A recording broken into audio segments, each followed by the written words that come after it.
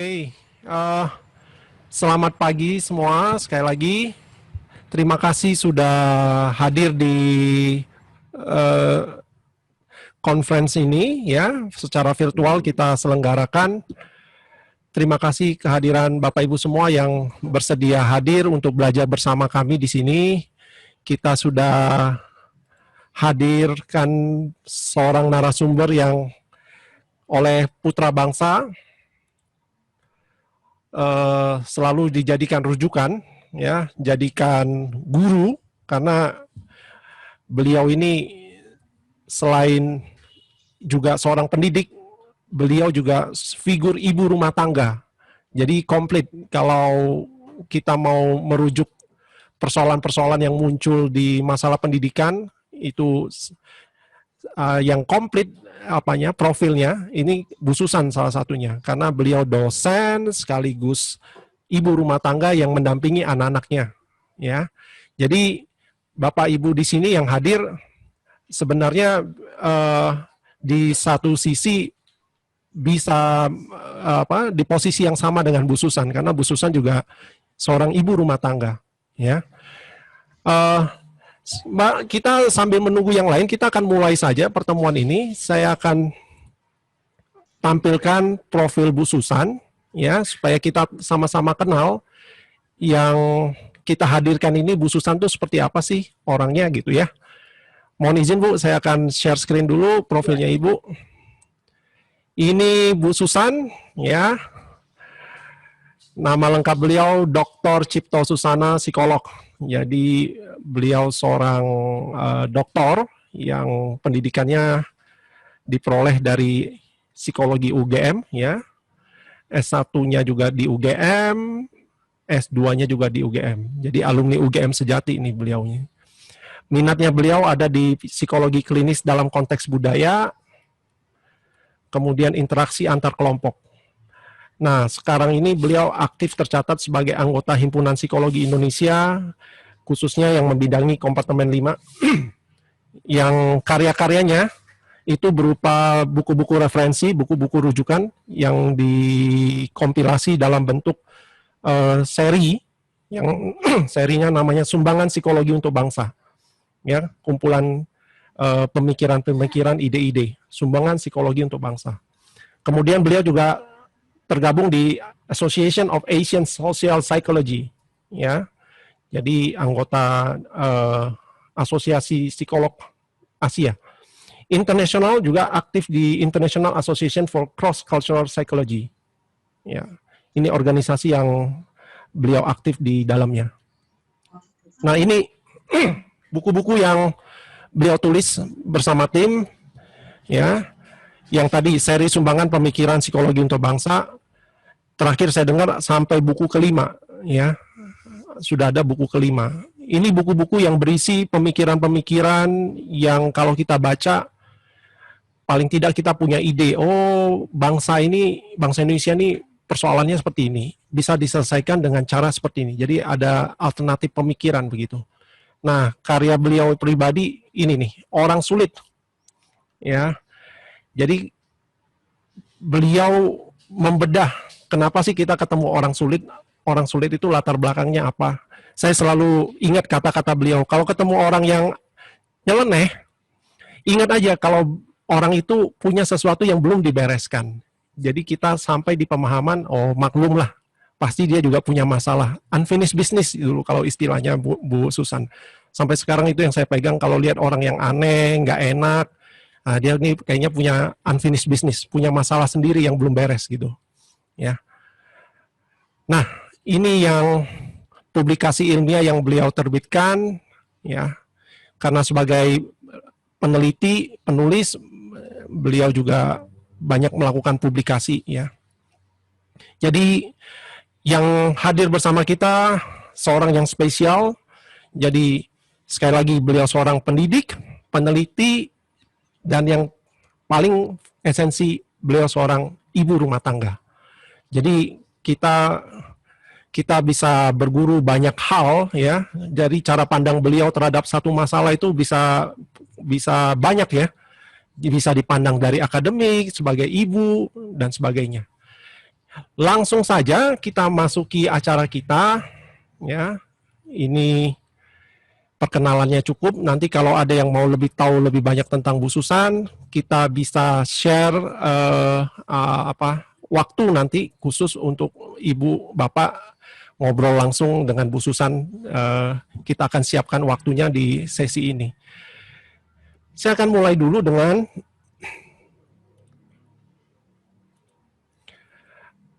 harapan-harapan yang kita inginkan terhadap anak-anak kita. Ya. Bapak Ibu kan semua sepakat ya, harapannya kita, anak-anak kita ini punya karakter dan sikap yang baik. Ya. Ini setuju ya semua, kalau anak-anak kita harapkan punya karakter sikap yang baik. Oleh pemerintah, itu diformulasikan atau dirumuskan oleh Kemdikbud, ada 18 katanya. Nah, saya ambil beberapa di antaranya. Anak-anak kita tuh diharapkan punya sikap jujur, disiplin, tanggung jawab, kerja keras, toleransi. Ya, ada yang lain juga, cinta tanah air, ya, kreatif, kritis dan sebagainya. Ya. Kemudian anak kita juga diharapkan punya kreativitas, berpikir kritis, kemampuan berkomunikasi dan berkolaborasi. Ini yang diharapkan oleh banyak akademisi, anak-anak generasi muda Indonesia tuh kalau mau bersaing di masa depan, termasuk di masa kini, ini harus punya ini. Kreatif, berpikir kritis, kemampuan berkomunikasi, kolaborasi, mampu bekerja sama gitu ya. Ini yang diharapkan. Anak kita juga diharapkan literate, ya, melek, paham. Apa saja yang harus dipahami? Harus paham baca tulis, harus paham numerasi, harus paham sains, harus paham digital, harus paham tentang keuangan, harus paham tentang budaya dan kewargaan. Ya. Ini yang diharapkan pendidikan kita. Supaya generasi kita apa? Supaya generasi kita mampu membawa bangsa Indonesia ini menjadi dikdaya. Tahun 2045 harapannya, Indonesia emas. Skupnya lebih kecil lagi, diharapkan anak-anak kita tuh jadi generasi Indonesia yang berdaya saing. Jadi tidak kalah dengan anak-anak dari luar negeri. Paling tidak dari kota lain. Ya. Nah, secara sempit lagi, anak-anak kita diharapkan apa sih lewat pendidikan? Diharapkan menjadi pribadi yang mampu dan berbudi. Ya. Jadi harapan-harapan itu tujuannya untuk ini, generasi yang membawa Indonesia dikdaya. Secara pribadi membuat mereka jadi pribadi yang mampu dan berbudi. Nah, Bapak Ibu, harapan-harapan itu pencapaiannya sebagian besar diproses di sekolah. Ya, untuk mencapai harapan-harapan itu kan perlu proses. Nah, sebagian besar proses itu dilakukan di sekolah. Ya, anak-anak masuk sekolah, ketemu guru, kita ajar, kita dampingi, kita buat lingkungan pendidikan yang kondusif untuk menumbuhkan kemampuan-kemampuan yang tadi diharapkan. Pandemi datang, prosesnya terpaksa berpindah ke rumah. Ini suatu kenyataan, keniscayaan yang tidak bisa kita elakkan. Ya. Harapan-harapannya tetap harus seperti itu, prosesnya yang biasanya di sekolah, sekarang terhenti, harus berpindah ke rumah. Nah, berangkat dari sini yang saya pikir kita harus perhatikan bersama, karena berpindahnya proses ini ke rumah, ini tentu saja tidak lepas dari banyak persoalan. Itu sebabnya kita hadirkan Bu Susan untuk kita sama-sama simak apa sih yang sebenarnya yang bisa dilakukan di setiap keluarga untuk mendukung agar harapan-harapan ini anak kita tetap mampu literate, ya, punya kemampuan baca tulis, numerasi, anak kita punya kemampuan kreativitas, berpikir kritis, anak kita mampu punya sikap, karakter sikap yang jujur, disiplin, tanggung jawab, kerja keras, toleransi, dan sebagainya. Bagaimana keluarga menindaklanjutinya? Mari kita sama-sama simak Bu Susan. Ya, silakan Bu Susan. Ya, terima kasih Pak Adi. Sambil Pak Adi menyiapkan tayangan presentasi, selamat pagi Bapak Ibu sekalian, dan juga tadi kayaknya ada Oma ya yang juga hadir pada hari ini.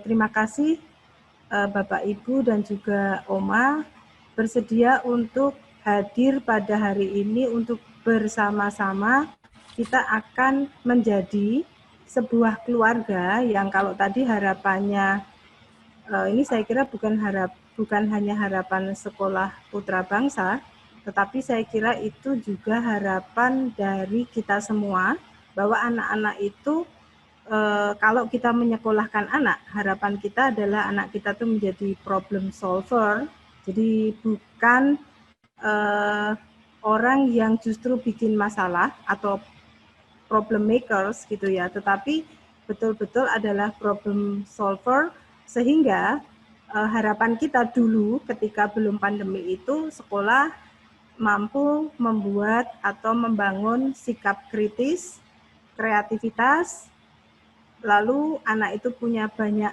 ide, bisa memecahkan masalah, dan nantinya itu bisa menjadi tujuan besarnya. Kalau kita punya tujuan besar, itu akan menjadi generasi berikutnya yang akan menjadi pemimpin bangsa. Kalau kita orang tua bercita-cita ke sana. Tetapi saya kira nggak semua orang tua punya cita-cita anaknya jadi pemimpin bangsa gitu ya. Tetapi paling nggak kita ingin menyiapkan anak kita untuk mandiri dan nggak bikin persoalan.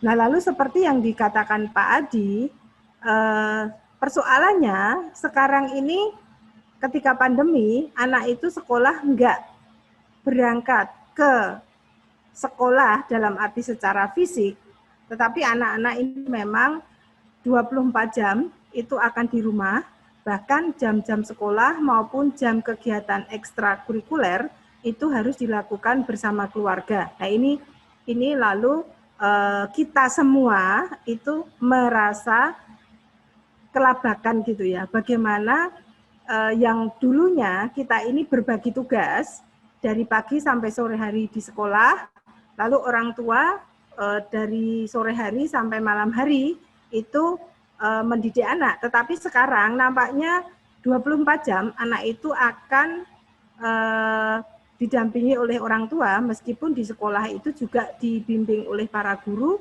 melalui virtual, online, atau ini ya, kalau ini belajar secara virtual atau belajar secara online.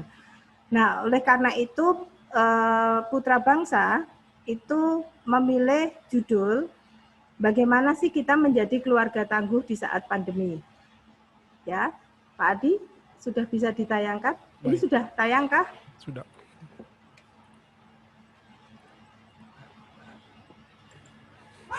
Nah, bagaimana kita itu akan menjadi tangguh di saat pandemi. Nah, Bapak Ibu sekalian, kalau kita lihat dampak pandemi,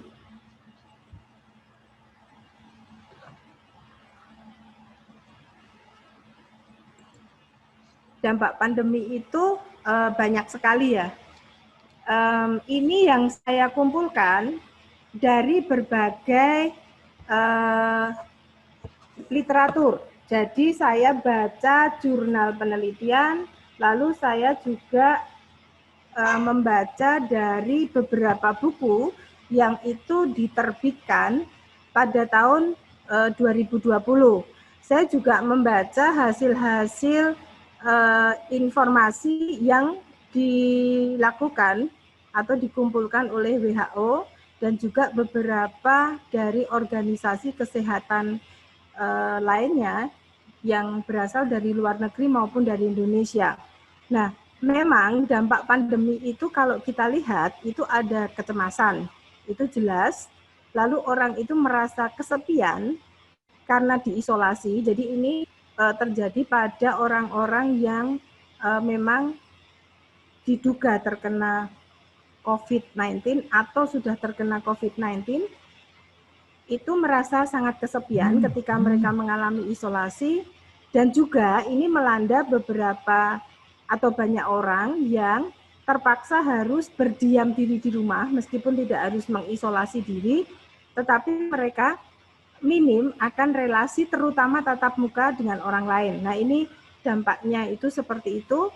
Lalu kehilangan kendali, takut mati, berduka, jadi karena kehilangan pekerjaan, karena kehilangan orang yang disayangi, kehilangan kesempatan, itu membuat orang itu berduka. Jadi berduka di sini bukan hanya persoalan ada anggota keluarga yang meninggal dunia. Lalu jelas ini tantangan ekonomi, banyak orang merasakan yang dulunya itu orang itu mudah mencari uang atau pekerjaannya itu memang dimudahkan karena bisa berinteraksi dengan orang lain. Nah, sementara ini sekarang orang itu terpaksa diam di rumah, tempat rekreasi banyak yang tutup, hotel-hotel tutup, restoran tutup. Nah, lalu juga membangun rumah pun itu menjadi terhenti. Nah, sehingga hampir di semua lini itu saya kira mengalami kemunduran ekonomi. Nah, ini saya kira tantangan ekonomi yang besar. Bahkan di Amerika pun saya kira banyak warga negara, kalau mama papa pernah nonton televisi, itu bahkan orang Amerika yang menengah ke atas, jadi bukan yang miskin, itu sampai antri ke dapur umum karena mereka nggak punya penghasilan. Nah, ini jadi dampaknya bukan hanya di Indonesia. Lalu ini ada masalah keluarga, stres, merasa tidak berdaya, punya rasa kemarahan yang besar, itu dorongan permusuhan. Lalu aneka kecanduan, nah ini kalau anak-anak bisa kecanduan gadget, kalau orang tua bisa kecanduan nonton sinetron, nonton film, atau kecanduan chatting, atau kecanduan update status ya. Jadi kecanduan ini bisa dalam bentuk apapun. Lalu ada perubahan pola tidur dan perilaku. Nah, pola tidur itu tidurnya jadi nggak teratur. Yang biasanya tidur jam 10 ini bisa jadi begadangan karena seharian itu merasa di rumah, merasa bengong, merasa nggak lelah sehingga pola tidurnya itu nggak teratur. Lalu juga perilakunya, yang dulunya mungkin olahraga, yang dulunya aktif keluar rumah, ini menjadi berdiam diri di rumah seolah-olah nggak punya kegiatan, sehingga ada perubahan-perubahan perilaku. Nah, lalu jelas adanya rasa kehilangan. Ini rasa kehilangan itu ada kaitannya dengan rasa berduka yang tadi. Nah, saya mau menambahkan informasi. Saya ini di Himpunan Psikologi Indonesia itu juga terlibat. Jadi Himpunan Psikologi Indonesia itu bekerja sama dengan staf kepresidenan, bekerja sama dengan BNPB, bekerja sama dengan Telkom, itu membuka layanan itu sejak bulan April, kita membuka layanan di line 119 extension 8, itu konseling sejiwa, jadi layanan sejiwa. Jadi ini adalah konsultasi online kalau Bapak Ibu menggunakan providernya itu Telkom, itu akan gratis teleponnya. Tapi kalau menggunakan provider lain, itu teleponnya saya kira nggak gratis. Jadi Bapak Ibu yang punya kartu telepon providernya Telkomsel itu bisa akses di 119 extension 8. Ini adalah 911-nya Indonesia untuk menangani COVID khususnya tentang layanan sejiwa. Nah, data kami itu menunjukkan sampai dengan 1 Agustus persoalan terbesar yang dialami para penelpon itu adalah persoalan keluarga. Nah, ini yang menarik. Jadi problem yang muncul di layanan telepon itu adalah problem keluarga. Dan yang menarik lagi, persoalan yang kan ini sebetulnya untuk COVID-19 ya. Jadi orang-orang yang merasa terdampak COVID itu boleh menelpon.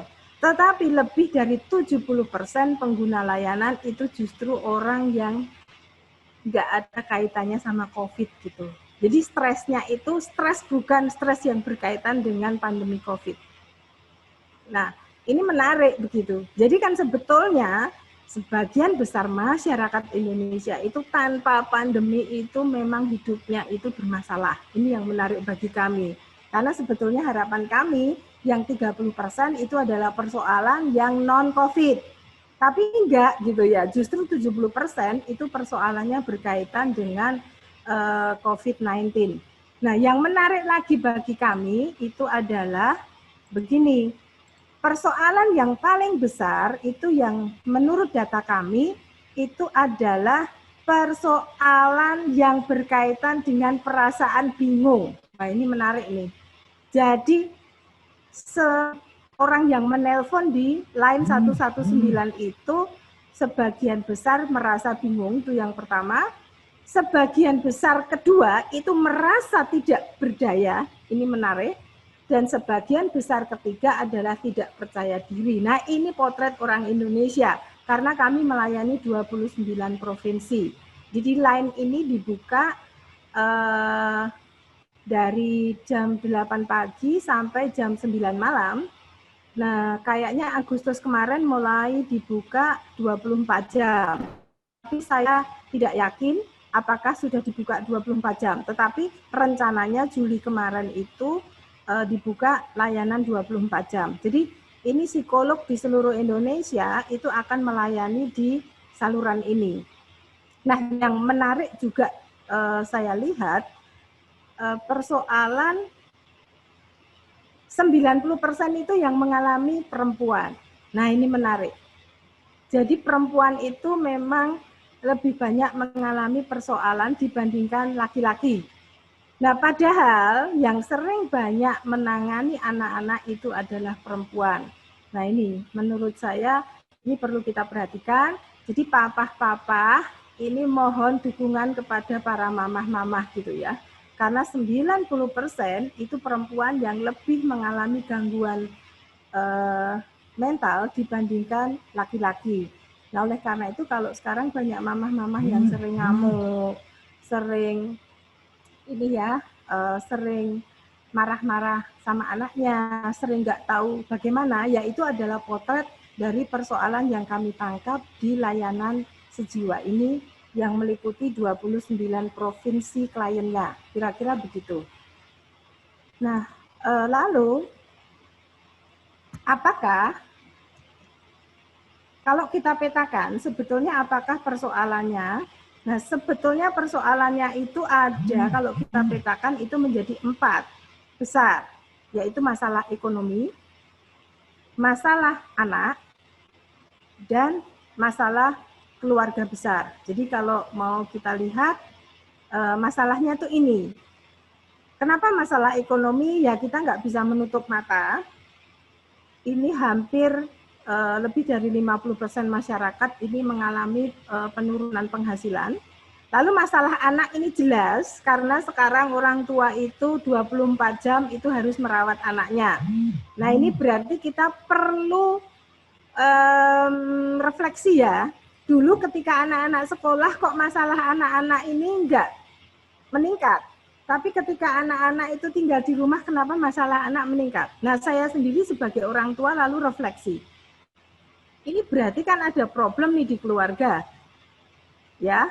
Lalu masalah relasi. Relasi ini adalah masalah suami istri saya kira. Lalu karena di Indonesia itu biasanya ada kakek, ada nenek, ada keponakan juga. Nah, lalu adalah masalah keluarga besar. Nah, tapi yang menarik pertanyaannya berikutnya adalah ini kan kayak mengerikan gitu ya. Wah, ternyata pandemi itu bikin masalah. Nah, kalau kita hanya berhenti sampai di situ, kita akan merasa ya sudah memang hidup itu penuh masalah. Tetapi yang menarik bagi saya adalah pertanyaan, apakah dampak pandemi itu selalu negatif? Nah, kalau Bapak Ibu perhatikan di tulisan, di gambar yang ada telunjuk jarinya itu adalah wellness dan stres. Itu dadu. Dadu itu mau kita lempar, mau jatuhnya jadi wellness, kita menjadi sejahtera secara psikologis, atau kita mau menjadi stres. Nah, siapa yang melempar dadu? Itu jelas yang melempar dadu adalah kita. Siapa pemegang kendali itu? Pemegang kendali itu adalah kita. Nah, coba Bapak Ibu perhatikan gambar yang bawahnya itu, yang satu keluarganya happy, mungkin di saat pandemi ini malah semakin akur, semakin akrab. Lalu yang di sebelahnya itu konflik. Nah, riset yang dilakukan oleh UMS itu menemukan ada 2 pola keluarga. Jadi ketika dilakukan riset, ada keluarga itu yang merasa pandemi itu adalah kesempatan. Jadi mereka happy banget. Malah mereka itu berharap pandemi ini meskipun berakhir, sistem sekolah itu tetap school from home. Pekerjaan itu kalau bisa dilakukan dari rumah. Jadi mereka itu justru berharap meskipun pandemi berakhir, sistem sekolah dari rumah maupun bekerja dari rumah itu tetap diterapkan. Mengapa? Ini menariknya. Nah, anak-anaknya itu ketika diwawancara itu ngomong gini, papa saya sekarang itu lebih memperhatikan kami. Jadi papa itu meskipun kerja dari rumah, itu bikinin sarapan sebelum kami itu online. Jadi papahnya bangun pagi bikin nasi goreng, ya kadang-kadang cuma bikin Indomie. Lalu kira-kira anak-anak itu kan ada waktu istirahat, itu sekitar 15-20 menit sebelum pelajaran berikutnya, itu kalau nggak papahnya, nggak maminya itu bikin snack.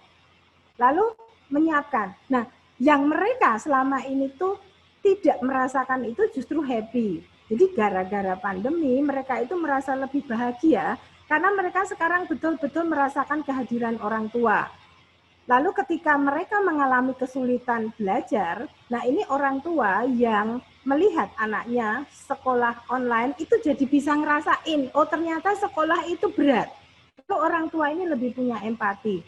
Nah ini yang dirasakan oleh keluarga yang memang itu bukan keluarga yang bermasalah.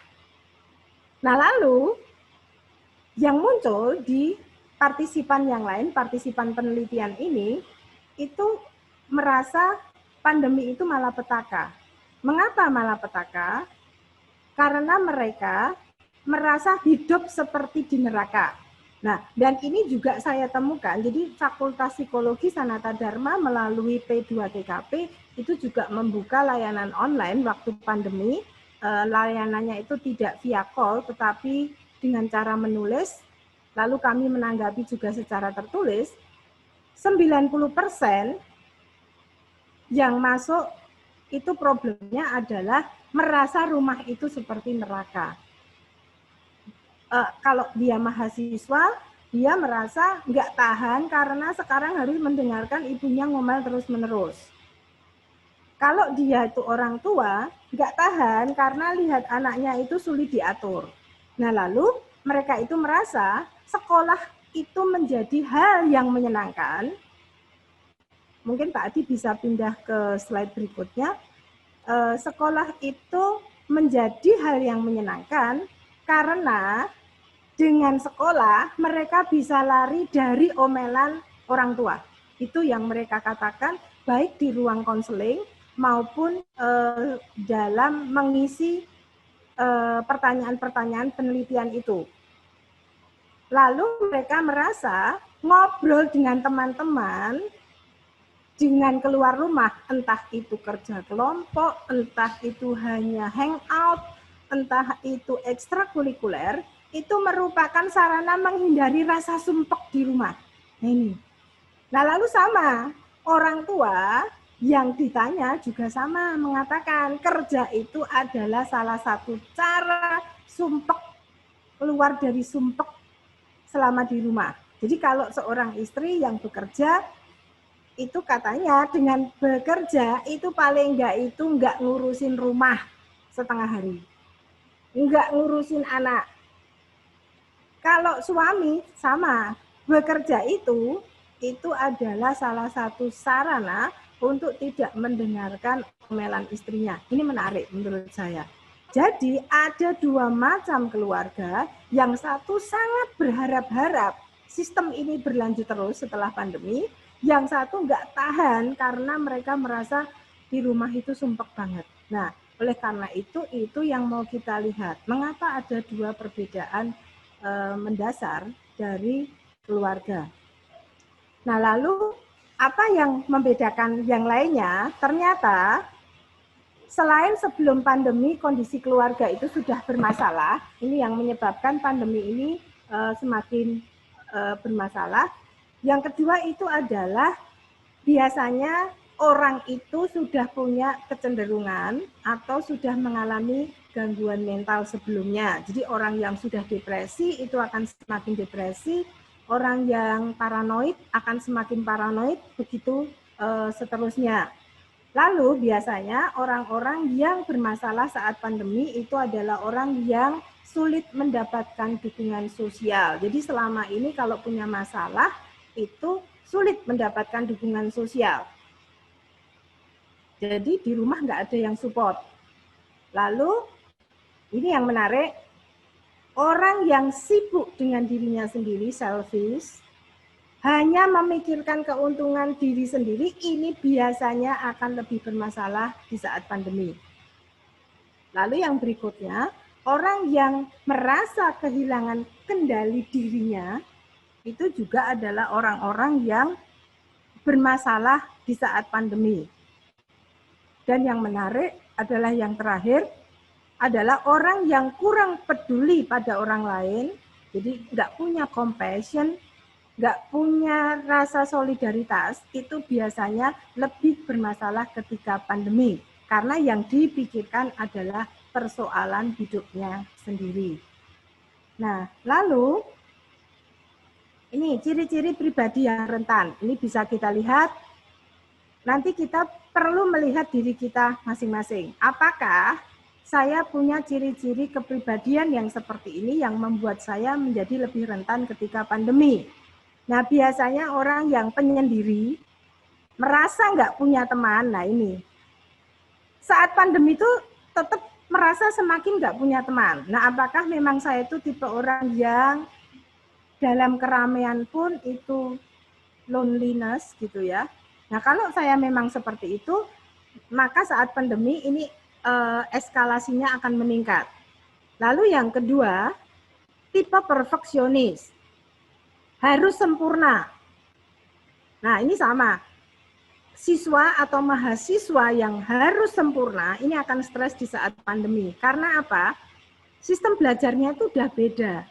Bahkan, saya pun belum tentu bisa mendapat nilai optimal, karena memang media pembelajaran atau fasilitasnya itu jauh berkurang. Nah, oleh karena itu biasanya mahasiswa atau siswa yang seperti ini tuh lebih stres karena merasa dunia itu nggak seperti yang diharapkan. Nah, orang tua juga sama. Kalau orang tua itu perfeksionis, merasa bahwa anaknya itu harus tertib 100%, seperti kalau di sekolah, nah itu memang agak sulit. Apalagi kalau orang tua tidak menyediakan media seperti sekolah. Maksud saya media itu begini. Bayangno mama karo papa tulis nukokke laptop. Jadi seperti ini. Tidak ada ruangan khusus bagi anak untuk belajar sendiri. Lalu orang tua juga tidak menyeting rutinitas jam untuk anak. Nah, kalau anaknya saja nggak disediakan, lalu orang tua perfeksionis, ini jelas stres gitu ya. Karena sebetulnya situasi ini akan sangat menentukan apakah anak itu bisa belajar dengan baik atau tidak. Nah, lalu yang ketiga itu adalah overthinking. Jadi, gek-gek gitu ya. Gek-gek itu apa ya? Jangan-jangan begini, jangan-jangan begitu. Ya, kita itu boleh waspada, kita ini boleh antisipasi, tetapi kalau overthinking itu membuat kita semakin cemas, lalu membuat kita depresi. Nah, ini yang menarik itu yang terakhir nih, drama. Jadi lebay. Berlebihan gitu. Jadi sedih itu ya berlebihan. Enggak hanya cemas tapi jadi panik. Gembira itu berlebihan. Nah, orang yang suka mendramatisir segala sesuatu, itu yang bukan bencana pun itu akan dipersepsikan sebagai bencana. Maka kita perlu melihat Kalau kita ini punya salah satu saja, ini mungkin kita akan lebih bermasalah dibandingkan yang lain, apalagi kalau kita punya empat-empatnya. Sudah suka menyendiri, perfeksionis, overthinking, suka drama. Nah ini akan menjadi persoalan, bukan hanya persoalan diri sendiri saya kira, tetapi saya kira ini juga akan menjadi persoalan bagi orang lain di sekitarnya. Nah lalu, mengapa hari ini kita bicara tentang orang tua? Nah karena kita itu tahu kan, tadi ada tipe orang tua. Orang tua itu yang berperan dan orang tua yang tidak berperan. Nah, mengapa ada orang tua yang berperan dan mengapa ada orang tua yang kurang berperan di dalam mengatasi persoalan keluarganya? Ini bisa kita lihat, kalau Bapak Ibu lihat di gambar, itu pakai kaca pembesar. Yang dilihat itu adalah diri sendiri. Nah, ketika orang tua itu hanya memikirkan diri sendiri, atau ketika seorang anak itu hanya memikirkan diri sendiri, jadi siapapun itu yang hanya fokus pada diri sendiri, itu saya kira dia akan bermasalah.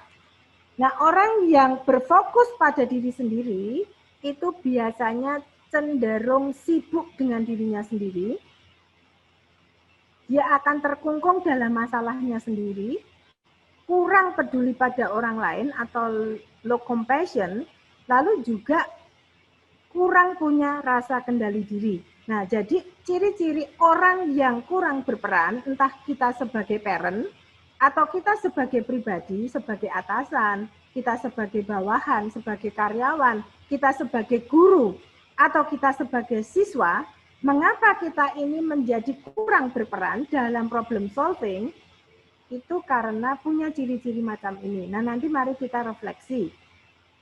Apakah saya sebagai guru punya ciri-ciri ini? Apakah saya sebagai parent itu punya ciri-ciri ini? Mari kita refleksi.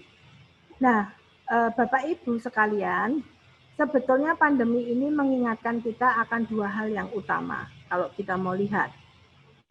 Nah, yang pertama, dengan adanya pandemi ini, kita itu justru dikembalikan ke esensial.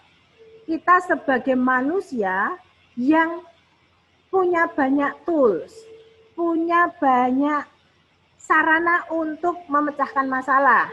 Kita juga diingatkan kembali sebagai keluarga. Nah ini, yang selama ini ya, kita itu enggak jadi satu sama anaknya setiap hari. Anaknya sekolah, mamahnya kerja, papahnya kerja, kita itu sampai lupa kalau kita itu family. Nah, sebetulnya pandemi ini mengingatkan kita, mengembalikan kita ke yang esensial. Home sweet home, ya itulah family. Ada anak, ada ayah, ada ibu, kalau ada nenek, ya ada neneknya. Sebetulnya kita bersyukur dengan work from home, school from home, kita itu perlu bersyukur karena kita merasa bahwa sekarang kehadiran anak, kehadiran orang tua, kehadiran nenek itu sungguh bisa dirasakan. Nah, lalu kembali ke esensial yang kedua itu adalah manusia sebagai pemberi solusi. Bahwa manusia itu punya rasa kendali dan manusia itu punya solidaritas terhadap yang lain. Yang selama ini itu hilang. Mengapa hilang? Karena kendali kita itu sekarang di HP. Kita itu punya manajer di HP, mengingatkan kita. Kalau kita punya persoalan, kita itu sangat tergantung dengan teknologi. Kalau kita itu punya persoalan, kita bisa tanya ke Google. Kita lupa bahwa tetangga kita itu juga bisa membantu kita. Kita lupa bahwa kita bisa membantu tetangga-tetangga kita. Nah, dengan adanya pandemi ini sebetulnya kita diingatkan lagi bahwa bukan hanya teknologi sebagai sumber kendali hidup kita, tetapi saya sendiri sebagai manusia itu bisa mengendalikan hidup kita. Dan yang kedua, saya sebagai warga masyarakat, saya sebagai warga keluarga, saya adalah orang yang punya solidaritas dan punya compassion menolong yang lain. Nah, kalau Bapak Ibu nggak menyadari ini, hidup itu stres. Karena kita merasa, kok jadi kayak gini ya, kok jadi pandemi itu membuat saya itu serba sulit hidupnya. Nah, sebetulnya kita itu sedang diingatkan, hai manusia, kamu adalah sumber orang yang bisa memecahkan masalah. Hai manusia, kamu adalah orang yang dibutuhkan sesamamu dan kamu membutuhkan sesamamu. Inilah saat kamu itu gotong royong di keluarga dan inilah saatnya kamu membantu sekitar.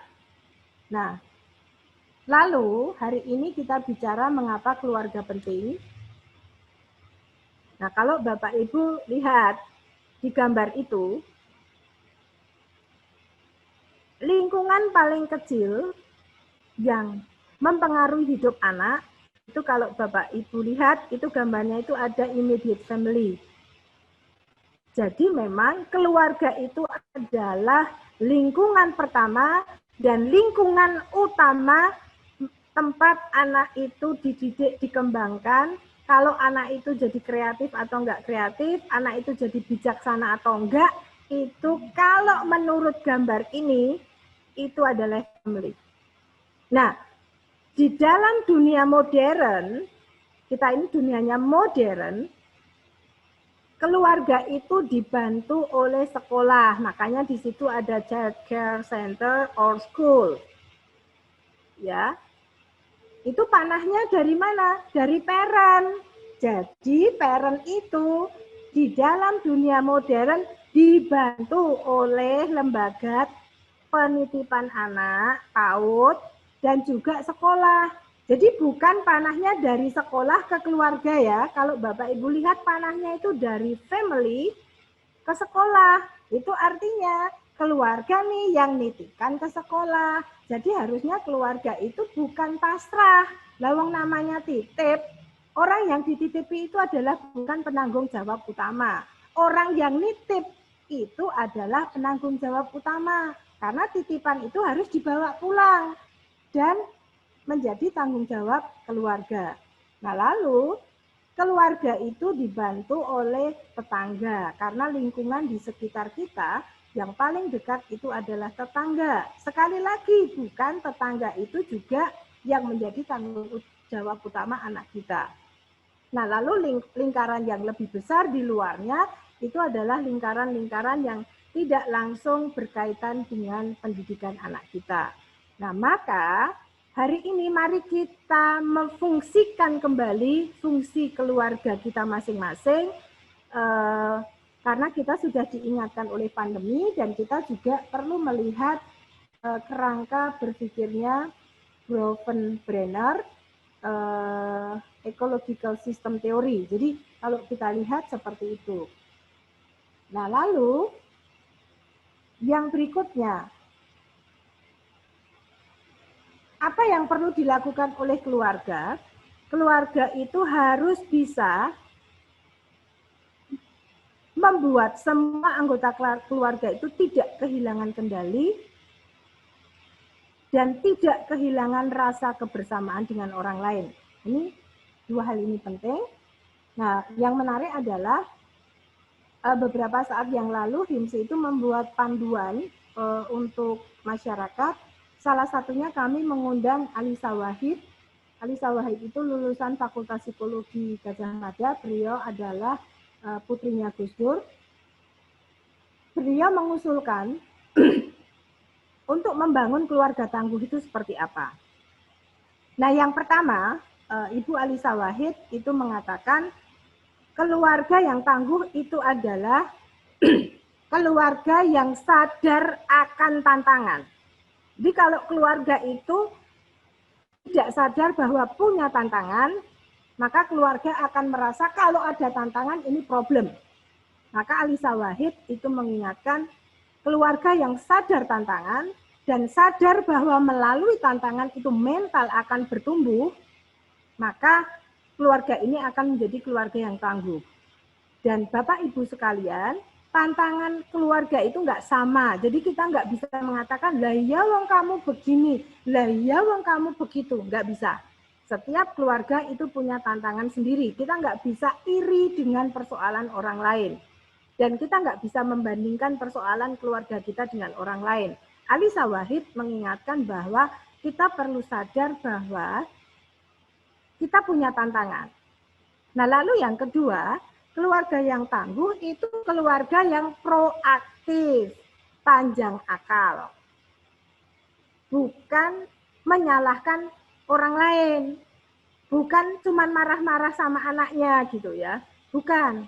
Tetapi keluarga yang punya banyak cara untuk mengatasi persoalan hidupnya. Lalu yang ketiga, ini yang nanti akan saya jelaskan melalui slide berikutnya. Itu yang ketiga adalah memperluas lingkaran pengaruh dan memperkecil lingkaran kekhawatiran. Itu nanti akan saya jelaskan di slide berikutnya. Nah, yang keempat ini yang menarik juga adalah bisa mengelola dirinya sendiri sebagai parent dan bisa mengelola hubungan di dalam keluarga. Jadi keluarga yang tangguh itu kuncinya di parent. Kalau parent itu bisa mengelola diri dan mengelola hubungan di keluarga, maka parentnya ini akan menjadi parent yang bisa membuat keluarga yang tangguh. Nah, lalu kita akan masuk ke apa yang saya sebut dengan lingkaran pengaruh dan lingkaran kekhawatiran. Kalau Bapak Ibu perhatikan gambar yang ada kuning dan pinknya, yang pink itu adalah lingkaran pengaruh, yang kuning itu adalah lingkaran kekhawatiran. Nah, apa yang disebut dengan lingkaran pengaruh itu adalah kemampuan saya, keyakinan saya bahwa saya bisa mengatasi persoalan, bahwa saya itu juga bisa mempengaruhi lingkungan di luar diri saya sehingga persoalan saya selesai. Nah, apa yang disebut dengan lingkaran kekhawatiran itu adalah segala sesuatu yang membuat saya khawatir atau saya khawatirkan. Contoh, tertular COVID-19. Anak saya nggak naik kelas, suami saya nggak punya penghasilan, saya sendiri jadi stres. Nah, itu adalah lingkaran kekhawatiran. Nah, kalau Bapak Ibu itu selalu didominasi oleh lingkaran kekhawatiran, maka Bapak Ibu itu nggak akan merasa punya kendali untuk bisa menyelesaikan persoalan itu. Akibatnya apa? Kekhawatiran itu akan mendesak kendali diri kita. Yang terjadi adalah lingkaran pinknya itu semakin kecil. Nah, sehingga sangat masuk akal ketika sebagian besar persoalan yang kami data melalui layanan 119 extension 8 itu adalah ketidakberdayaan. Kenapa? Itu karena sebagian besar masyarakat itu mengalami bahwa kekhawatirannya itu mendesak kendali dirinya. Maka lingkaran kuningnya semakin besar, lingkaran pengaruh kita semakin mengecil. Nah, kalau Bapak Ibu bisa memperluas lingkaran kendalinya, itu lingkaran kuningnya akan semakin kecil. Itu artinya apa? Semakin saya bisa mengendalikan diri saya, semakin saya itu kreatif memecahkan masalah, kekhawatiran saya semakin kecil. Persoalan hidup saya semakin berkurang. Nah, oleh karena itu Bapak Ibu sekalian, keluarga yang tangguh itu adalah keluarga yang pertama-tama orang tuanya harus punya lingkaran pengaruh yang besar, lalu yang kedua mengajarkan anaknya punya lingkaran pengaruh yang besar. Nah, oleh karena itu cara yang pertama kalau kita lihat, keluarga itu harus membangun rasa kendali diri anak dan keluarga. Caranya bagaimana?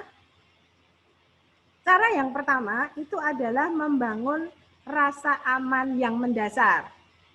Hei anak-anakku, kalau saya seorang ibu, hei suamiku, kalau kamu punya masalah, saya ini istri dan ibu yang bisa membantu kalian loh memecahkan masalah. Jadi saya nggak akan ngomel-ngomel, tapi saya akan memahami permasalahanmu, lalu kita akan diskusi bersama, kita cari pemecahannya. Ini kalau saya seorang ibu. Kalau saya seorang bapak, saya akan mengatakan, "Hai istriku, hai anak-anakku, kalau ada persoalan, bapakmu ini loh akan membantu. Mari kita bersama-sama mencari pemecahan masalah dan mari kita selesaikan." Nah, ini adalah memperbesar rasa kendali. Nah, memperbesar rasa kendali itu tidak selalu orang tua yang memecahkan masalah. Anaknya diajak diskusi, problemmu apa? Kalau kamu punya masalah, jangan panik. Cemas boleh, tapi nggak boleh panik. Ayo kita diskusikan. Kalau misalnya mama nggak bisa menyelesaikan, papa nggak bisa selesaikan, saya mikir, siapa yang bisa saya cari, orang yang bisa saya mintai bantuan. Oh, Pak Adi nih, Pak Adi itu pintar teknologi. Saya sebagai orang tua nggak ngerti, coba saya diskusi sama Pak Adi. Oh, tetangga saya sebelah, dia mahasiswa TI, teknologi informasi, saya bisa diskusi dengan dia. Lalu bukan hanya orang tua yang diskusi, anak kita bisa kita libatkan. Ayo kita cari mas di tetangga sebelah, kita diskusi sama dia.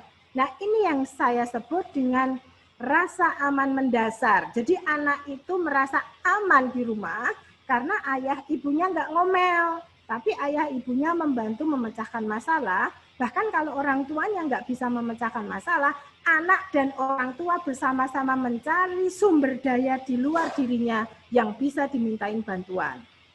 Nah, lalu yang penting itu adalah helikopter view.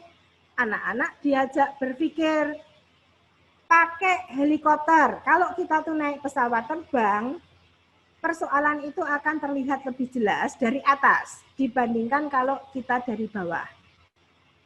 Misalnya ada sungai, banjir nih. Kalau kita naik pesawat terbang, kita akan bisa melihat banjirnya sungai ini karena apa. Oh, ternyata ada bendungan di sebelah sana yang ambrol sehingga mengalir di sungai ini. Kalau kita hanya berdiri di tepi sungainya, kita nggak akan lihat sumber yang bikin sungai hari ini meluap.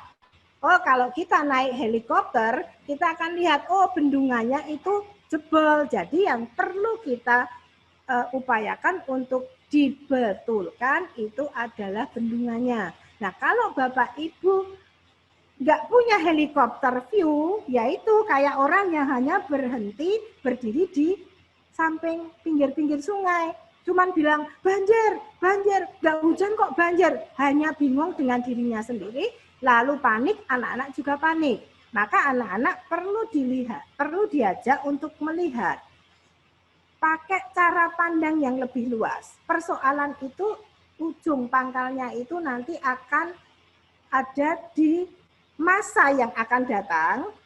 Ya, persoalannya bisa jadi bersumber dari sesuatu yang ada di belakang saya yang nggak bisa saya lihat. Maka Bapak Ibu perlu mengajak diri sendiri untuk tidak seperti katak di dalam tempurung. Bapak Ibu perlu mengajak diri sendiri dan anak-anak naik helikopter.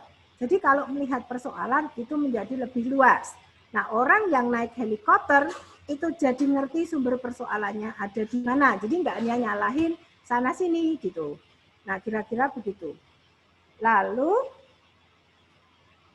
yang berikutnya adalah kalau Bapak Ibu itu pengen memberikan rasa aman pada keluarga, pertama-tama jika salah satu anggota keluarga punya masalah, pahami dulu perasaannya.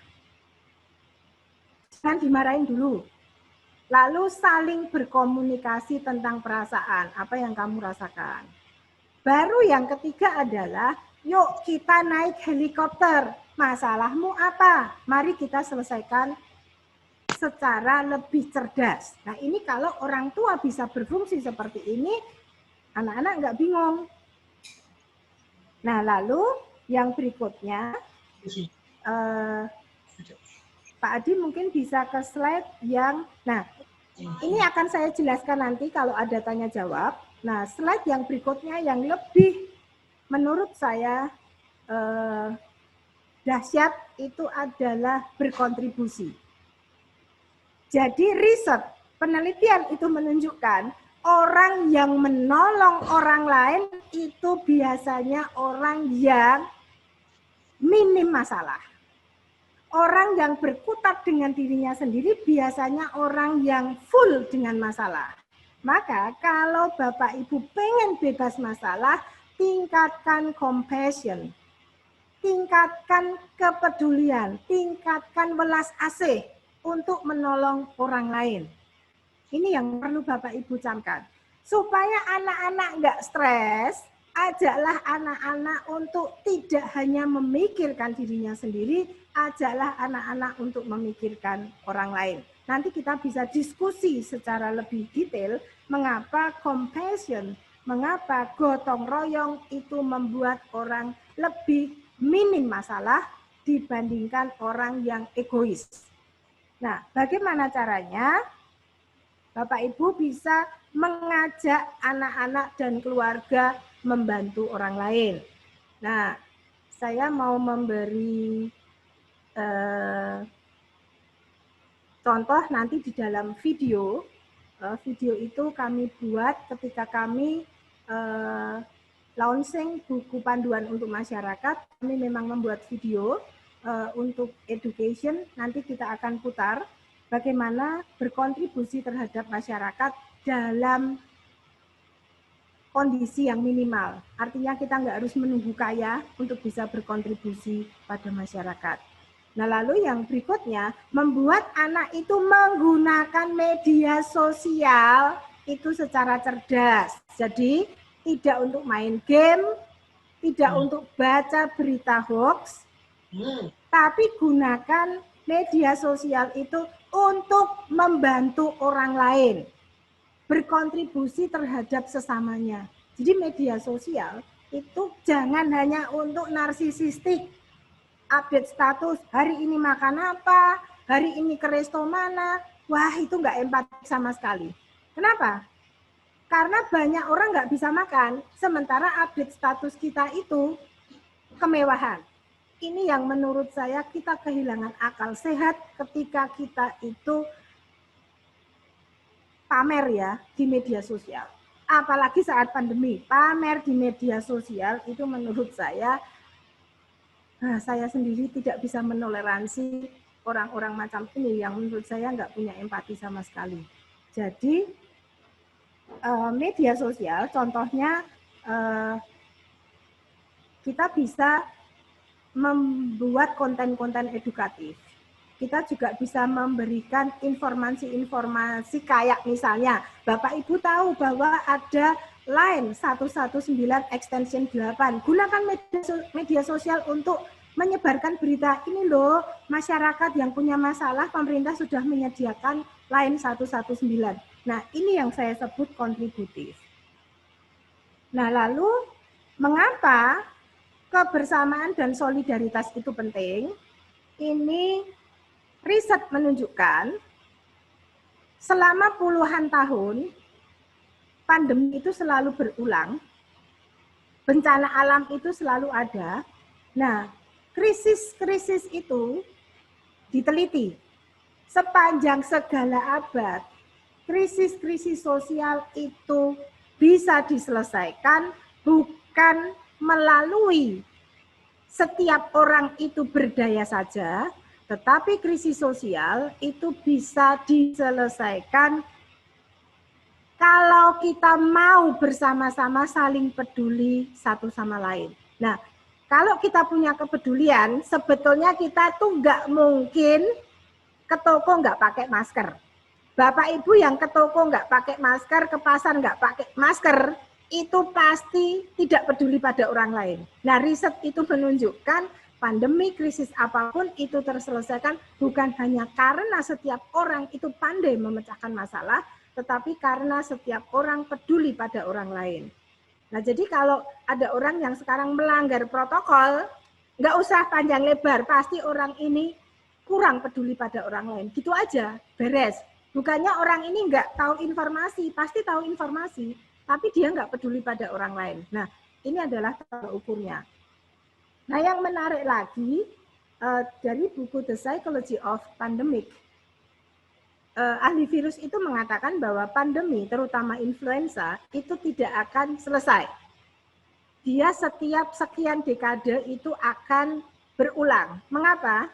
Karena karena virus itu akan bermutasi terus-menerus dan manusia harus menyesuaikan diri dengan mutasi virus.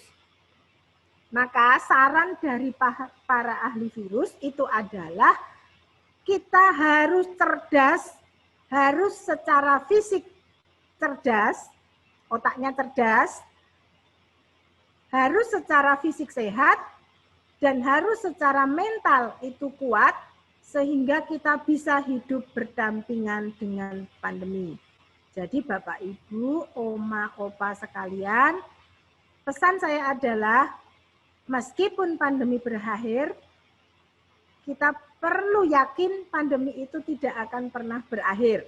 Maka yang perlu kita lakukan, saya harus kuat, saya harus punya kontribusi terhadap masyarakat, dan saya harus peduli terhadap orang lain, sehingga saya bisa menyiasati pandemi kapanpun itu akan muncul kembali secara cerdas dan sehat mental. Terima kasih, Pak Adi.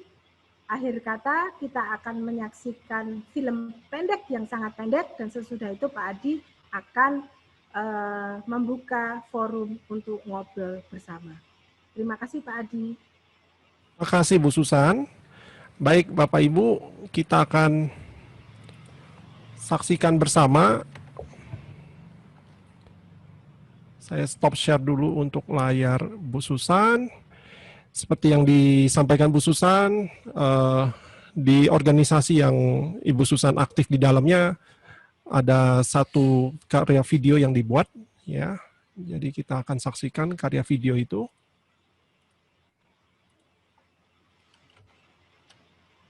Saya mau cek dulu, ada yang bisa lihat layar saya? Bisa Pak? Ya, judulnya Membangun Keluarga Berkontribusi, ya. Ya.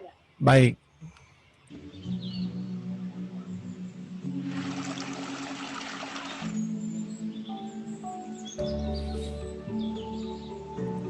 Lagi ngapa Mbak? Iki lagi jahit masker iki lho. Yang ngopeni bumbalan turaturan menjahit iki ning Bu RT.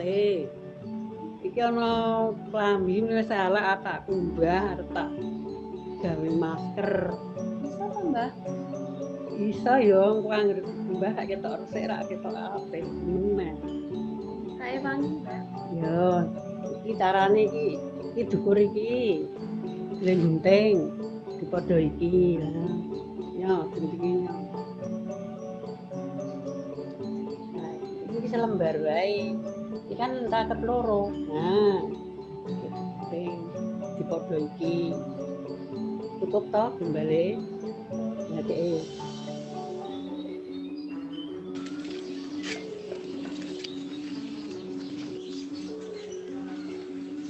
Ini di Pak, panen sawah. Panen sawah orang nganggo masker gitu. Oh, gede wae beda kok ya. Beda piye? Lho, tetep protokol pemerintah dienggo sik. Le. Tinggal kondekno masker. Mbah, masker. Ah, dienggo sapa le? Mbah, oh iya. Ya, iki karo kanca-kancane digawake sisan terus digawe men do dienggo ya. Dengan masker kabeh kancane. Nah, jenenge sih, Mbah. Kudu dienggo masker iki. Yo, tak ngene wah. Ya tak nggo masker barang normal kuwi tetep penyakit iki yo isih ono. Mengantisipasi ben ora kena corona yo batihe wae akeh. Yo, wis tak nang sawah. Iki kancane dibagi apa dinake kabeh. Iki kanca-kancaku iki. Oh. Yo wis hati-hati. Yo balik.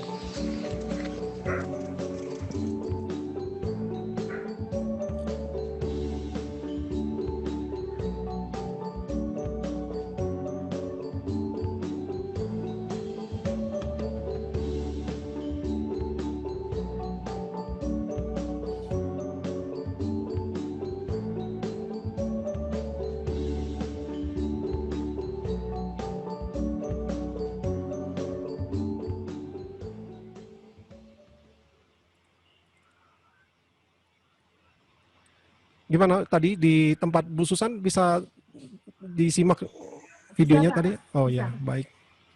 Ya, Itu tadi video yang dijanjikan Bu Susan, yang saya pikir merangkum apa yang disampaikan Bu Susan ya, bahwa dalam kondisi pandemi seperti ini, rasa peduli, rasa mengambil kendali, bisa mengatasi masalah menjadi satu hal yang kalau saya mau pakai istilah Inggrisnya healing, menyembuhkan atau mengatasi persoalan, ya. Kurang lebih tadi yang Bu Susan sampaikan, yang perlu kita garis bawahi adalah perasaan bisa mengendalikan persoalan dan membangun kebersamaan jadi kunci buat kita mengatasi masalah-masalah yang muncul. Saya akan buka sesi pertanyaan bagi orang tua yang mau mengajukan pertanyaan atau diskusi dengan Bu Susan sehubungan dengan topik yang kita bahas pagi ini. Saya akan mulai dulu dengan 2 pertanyaan. Kalau ada yang mau bertanya langsung bisa open mic-nya dan langsung memperkenalkan diri dulu. Saya persilakan. Saya Pak Adi. Silakan Bu Mama Oriza. Ya. Ya Pak Adi. Terima kasih Pak Adi dan Bu Susan. Ya. Saya mau tanya 2 hal Pak Adi. Silakan. Pertama, ini pengalaman pribadi untuk Oriza. Apakah ini termasuk dampak dari COVID ini ya Pak Adi?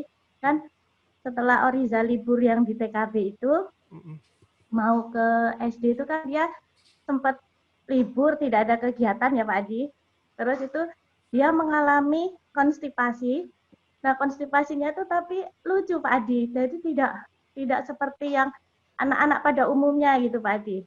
Nah, dia tuh konstipasinya tuh ada rasa mules di perut, ingin ke toilet tapi keluar masuk begitu Pak Adi. Lalu sudah saya bawa ke dokter anak itu sampai 5 kali Pak Adi.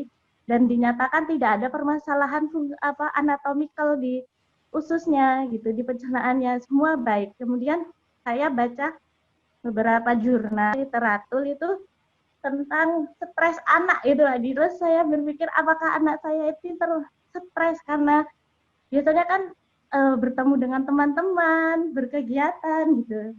Nah itu sampai apakah itu berpengaruh gitu. Nah setelah itu saya berpikir, saya pilah-pilah, kemudian saya cari, oh dia tuh pengen apa.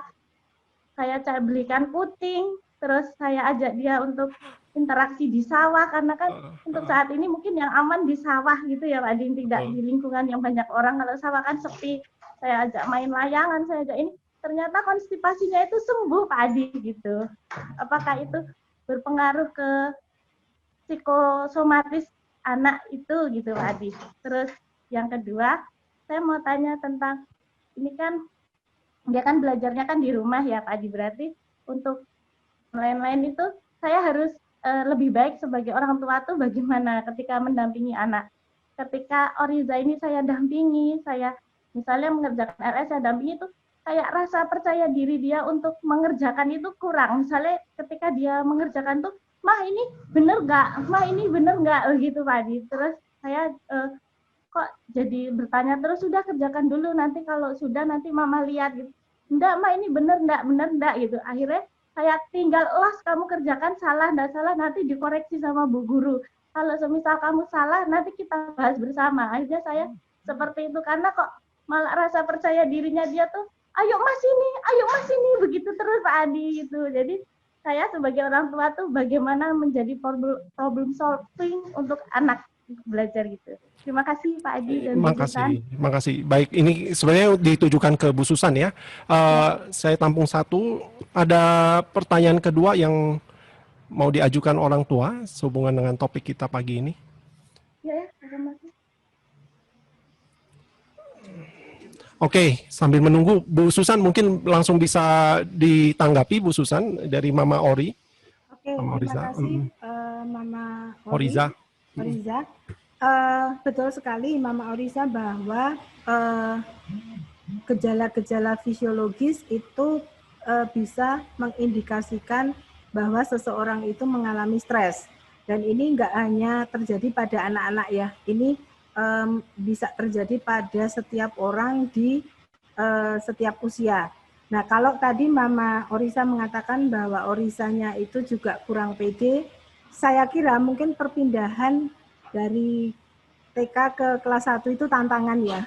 Ini adalah tantangan besar bagi seorang anak karena kelas 1 itu sekarang sudah betul-betul ada evaluasi. Kalau dulu TK itu kan evaluasinya ya enggak masuk rapot, dalam arti nilai itu tidak benar-benar menjadi tolok ukur kemampuan akademik. Tetapi ketika mulai kelas 1 SD itu akan menjadi tolok ukur akademik. Nah, apalagi ketika di rumah, biasanya anak-anak itu merasakan orang yang paling pintar itu gurunya, bukan parent. Nah, lalu anak-anak nggak pede. Nah, kalau saya nggak diajarin bu guru, lalu bagaimana? Nah, sehingga mungkin Orisa ini biasanya kalau orang cemas, itu memang memicu usus besarnya itu untuk berkontraksi.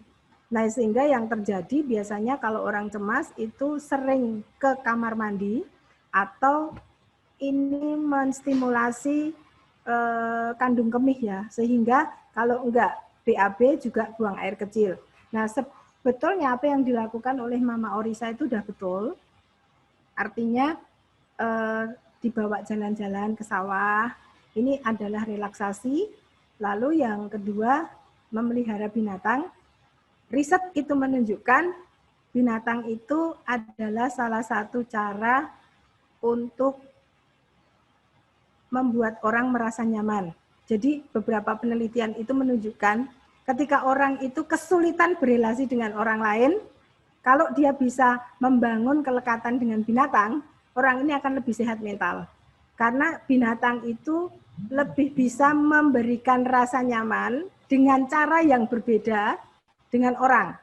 Ya, jadi riset itu menunjukkan manusia itu lebih bisa merasakan kasih sayang yang tulus itu dari binatang, malah bukan dari manusia. Maka Mama Ori sudah betul kalau misalnya Orisa lalu punya kucing ya. Nah, lalu yang kedua ini saya kira berkaitan dengan yang pertama. Karena berarti kan Orisa ini anak yang kurang pede. Nah, menurut saya cara Mama Orisa sudah betul. Nah, mungkin yang perlu ditekankan begini, Bu. Mama Orisa perlu membangun iklim bahwa salah itu tidak apa-apa, tetapi bukan berarti kita nggak belajar untuk lebih baik. Artinya, pernah berbuat salah, lalu kita bersama-sama melihat kesalahan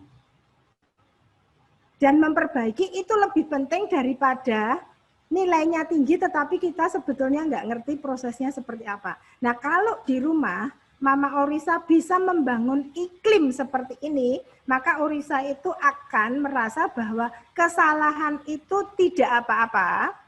Yang penting saya tahu kesalahan saya itu di mana, dan selama ini saya itu bersama Mama dan bersama Bu Guru itu mencari jalan keluar untuk mengatasi kesalahan atau ketidaktahuan saya. Jadi kalau Mama Orisa bisa menanamkan hal seperti ini, itu saya yakin menanamkan itu bukan memberitahu ya Mama Orisa, tetapi membangun iklim. Misalnya Mama Orisa juga misal jangan ngomel-ngomel kalau anaknya itu menjatuhkan sesuatu. Nah, kalau misalnya Mama Orisa ngomel-ngomel, nah udah diberitahu Mami, wah ini artinya anak itu tidak ada toleransi untuk melakukan kesalahan.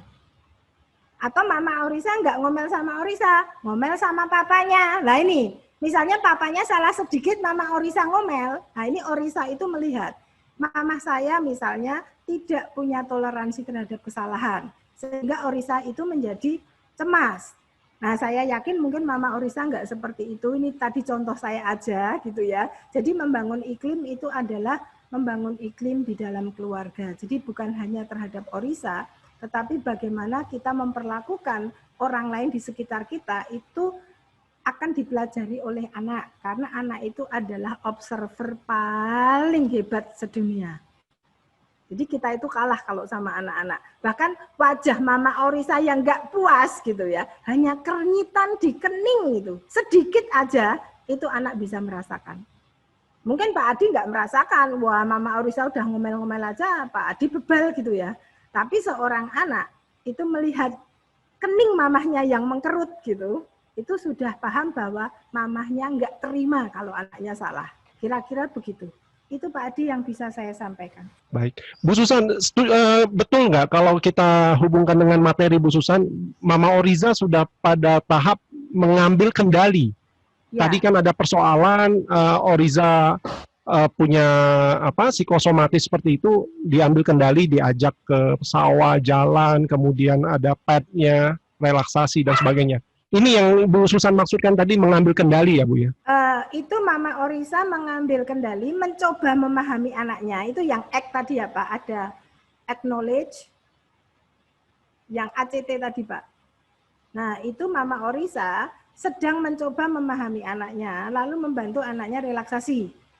Tetapi mungkin yang perlu dilakukan berikutnya adalah mengajak Oriza menyadari bahwa sering buang air besar itu adalah kecemasannya. Nah ini yang perlu Mama Oriza lakukan. Oh, oke. Pengetahuan ke Orizanya ya. Betul. Jadi ini loh kalau cemas itu memang bisa begini. Nah artinya apa yang menyebabkan Oriza cemas? Ayo kita cari bersama.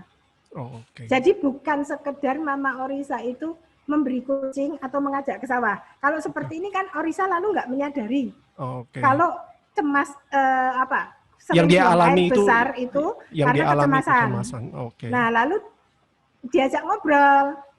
Oriza itu takut apa toh sebetulnya, takut gagal. Lah ini ngobrol yang ini tuh penting. Nah lalu nanti bisa dihubungkan. Lah ya lo memang Oriza kalau sering BAB, sering buang air kecil itu ada kaitannya sama cemas. Nah lalu anak sadar ketika nanti anak cemas lagi sering BAB, dia lalu mikir, ini jangan-jangan saya cemas ya gitu. Nanti lama-lama anak itu bisa mengevaluasi dirinya sendiri. Tapi kalau orang tua hanya sekedar mengalihkan ke kucing, mengalihkan ke sawah, nah anak nggak tambah pinter, nggak bisa mengevaluasi dirinya sendiri. Nah artinya tadi Mama Oriza sudah punya kendali untuk mamanya, tetapi perlu menularkan ini ke anaknya, supaya anaknya punya rasa kendali diri. Baik, jelas sekali Bu Susan. Penjelasan yang baik sekali dan saya pikir kita bisa pahami bersama. Ada pertanyaan lain lagi yang mau diajukan orang tua? Guru juga boleh, kalau Bu Guru dari kelompok Bu Guru. Saya Pak. Iya, silakan Bu Tika. Ini Bu Susan sama tentang permasalahan anak. Ini statusnya Bu Tika sebagai ibu ya? Iya, anak saya sendiri Pak. Kami melihat anak saya kok semakin tambah energinya ya. Karena apa?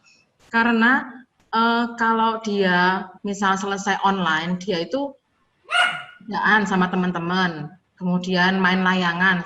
Kami perbolehkan karena untuk mengurangi ini HP. Kemudian kalau malamnya itu ini yang permasalahannya Pak.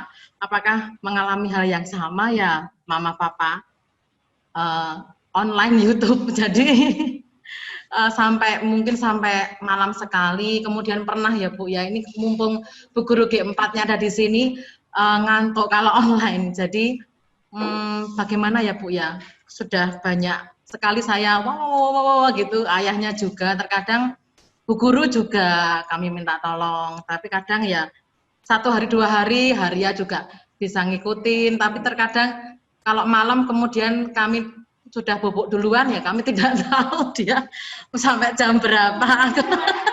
Aduh ini gimana ya Bu ya, mohon saran atau terima kasih, mohon sarannya saja. Oke. Pak Adi mungkin bisa tunjukkan slide yang membangun rutinitas tadi Pak. Oh ya, yang ada siap. itunya.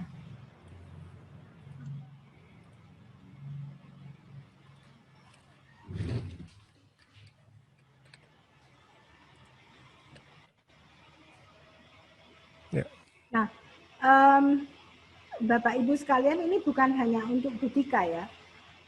Jadi riset itu, kalau kita itu mau pakai helikopter view, itu artinya begini, kita harus menyiapkan anak kita itu nanti untuk bisa beradaptasi kembali ketika anak kita itu nanti sudah nggak sekolah dari rumah. Artinya suatu saat ketika coronavirus ini bisa diatasi, berarti kita akan tatap muka.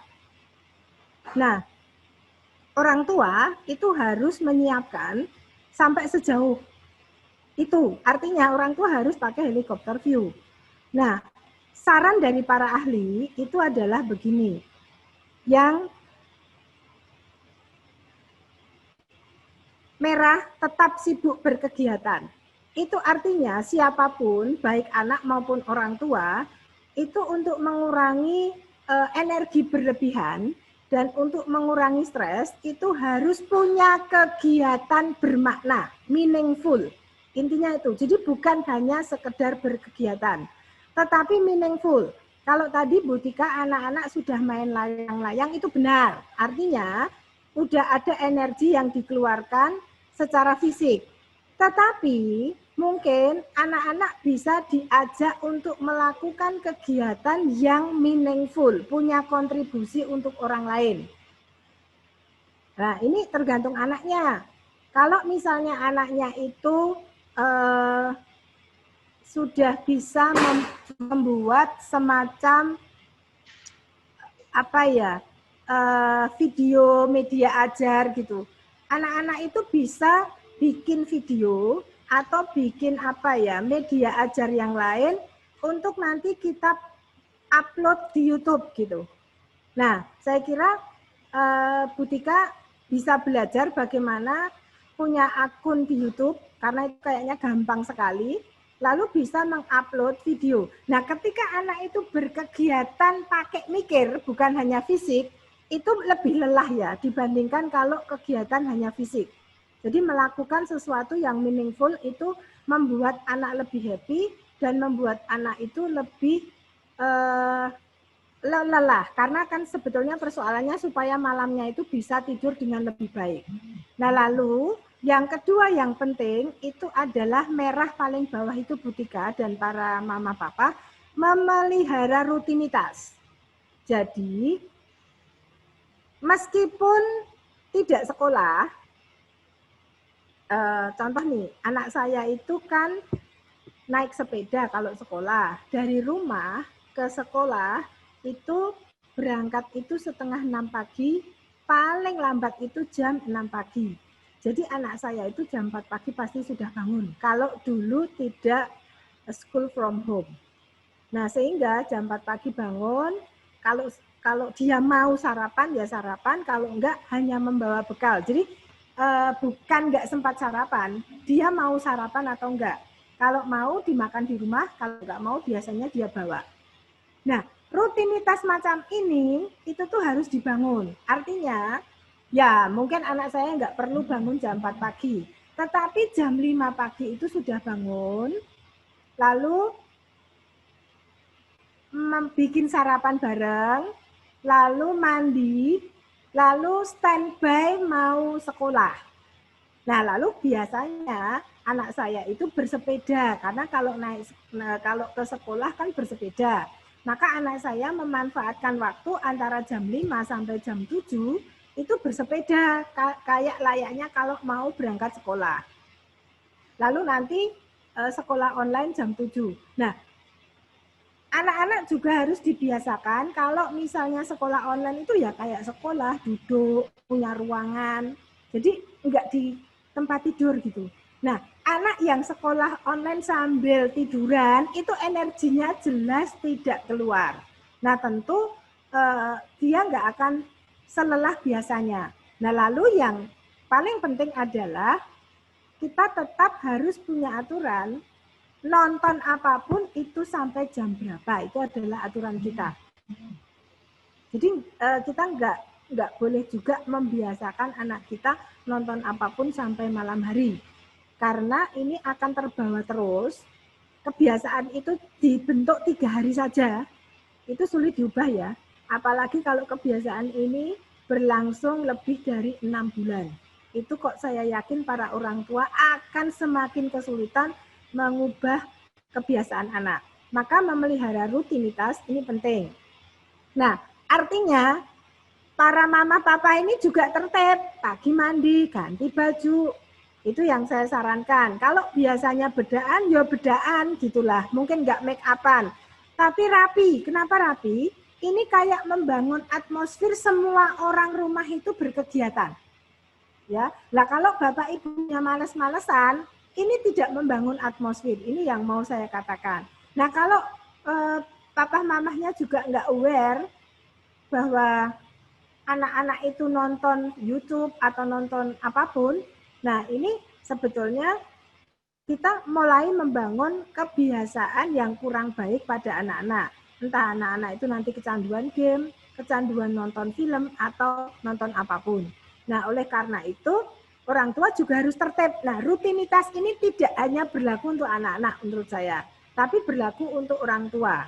Nah, seperti saya sendiri, kalau saya itu dulu ngantor, lalu kan di sela-selanya itu tidak mengajarkan, saya tetap mengerjakan sesuatu. Kalau enggak membaca buku, kalau enggak saya bimbingan skripsi, kalau enggak saya melakukan kegiatan yang mendukung kerja saya sebagai dosen. Di rumah sama, ya. Bedanya malah saya ketambahan bikin snack, bikin makan. Itu bedanya. Jadi kalau dilihat, saya lebih sibuk. Jadi anak saya melihat saya itu lebih sibuk. Karena habis masak, habis bikin snack, habis macam-macam, saya di depan laptop. Ya. Lalu saya makan siang juga tertib gitu jamnya. Jadi bukan makan sambil di depan laptop, enggak juga. Jadi istirahat, saya juga istirahat. Jadi persis seperti apa yang saya kerjakan di kampus, bedanya sekarang lebih sibuk. Karena saya menyiapkan segala sesuatu untuk anak-anak. Makan, kalau anak-anak butuh, bahkan ya, anak saya yang SMA itu bikin karya ilmiah. Nah, bimbingan skripsi saya tambah 1, Bu Tika. Anak saya yang SMA ini, saya bimbing khusus untuk karya ilmiahnya. Jadi kalau atmosfernya itu mendukung, saya kira anak-anak itu juga merasa sehari-hari itu sibuk gitu. Karena atmosfer yang sibuk ini saya kira membuat di malam hari itu lebih lelah. Mungkin itu yang bisa saya sampaikan, Pak Adi. Iya. Terima kasih Bu Susan. Makasih Bu. Baik, menarik sekali ya, bahwa kita tetap harus menjaga rutinitas ya, schedule atau jadwal yang biasa kita lakukan. Karena saya ingat obrolan kita Bu, kalau tidak dibiasakan, pandemi ini usai, kita akan kembali ke rutinitas, masalah lagi kalau kita nggak jaga rutinitas. Jadi masalah demi masalah muncul lagi. Begitu ya Bu? Nanti anak-anak kita komplain, Pak. Nah, komplain. Harus bangun pagi, betul. Harus berangkat sekolah. Yang sekarang itu ya, kalau anak-anak nggak dibikin rutin toh Pak, itu tuh HP itu kan bisa cuman diletakkan, terus anak kita dengerin gurunya sambil tiduran kan. Iya. Nah besok kalau sekolah kan nggak bisa, dia harus full pay attention.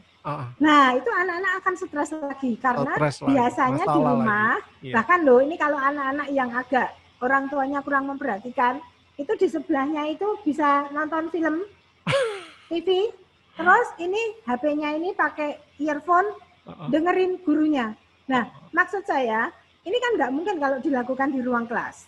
Nah, kalau kita nggak menyiapkan sejak sekarang, nanti orang tua akan stres lagi, karena anak akan mengalami stres ketika harus masuk sekolah. Nah, nanti Pak Adi harus menyelenggarakan webinar lagi, Pak. Kalau orang tua nggak punya helikopter view ke sana.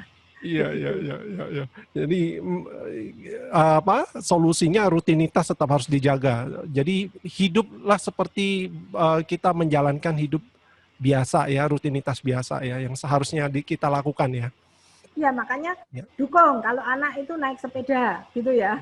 Anak saya itu kan push up juga. Jadi untuk ekstrakurikuler. Nah itu saya dukung. Bahkan kalau dia cuma merekam, anak kan pinter Pak. Satu aja, terus nanti di-resend.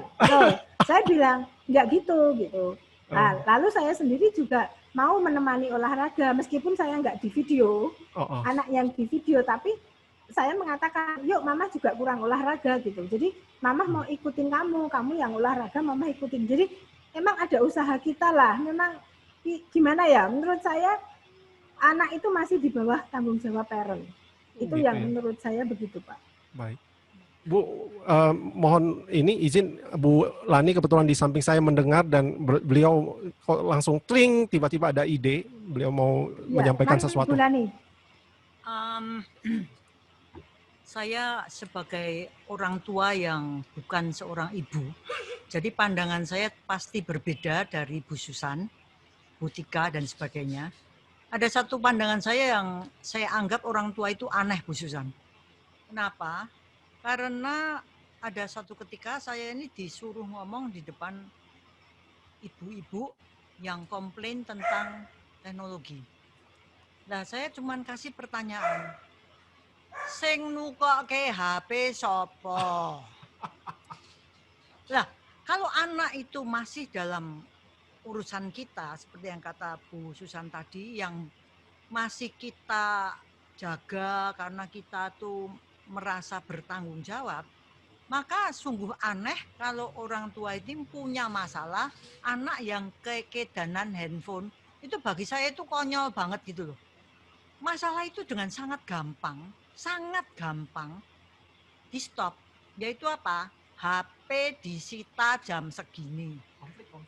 Konflik, oh pasti konflik. Nah sekarang kita tinggal gampang jawab gini, besok kalau kamu sudah kerja, sudah bisa beli HP sendiri, ini mama tidak akan ngurusin HP-mu. Tapi karena yang beliin masih mama papa, maka HP-nya harus nurut sama mama papa.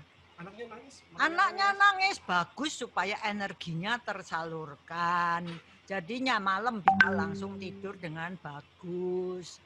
Yang sebenarnya jadi masalah besar itu sebenarnya pasangan hidup kita. Kalau sama anak bisa saya sita. Tapi kalau pada orang-orang dewasa ini sulit. Pak Adik kedanan HP misalnya. Saya mau ngomong, mosok sama kepala sekolah, mosok aku ngomong. Ayo jangan mainan HP, mosok ngomong gitu. Itu benar-benar masalah. Tapi kalau cuma anak, oh gampang. Nak, besok kamu beli sendiri ya. Itu mama nggak usah ngurusin. Tapi sekarang karena kamu ini masih dalam tanggung jawab mama, HP-nya itu boleh kamu pinjam sampai jam sekian. Terus gimana? Tetap sibuk berkegiatan.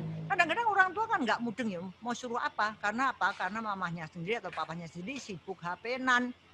Maka saya selalu sarankan, Mbok Yao, anak-anak itu dikasih buku.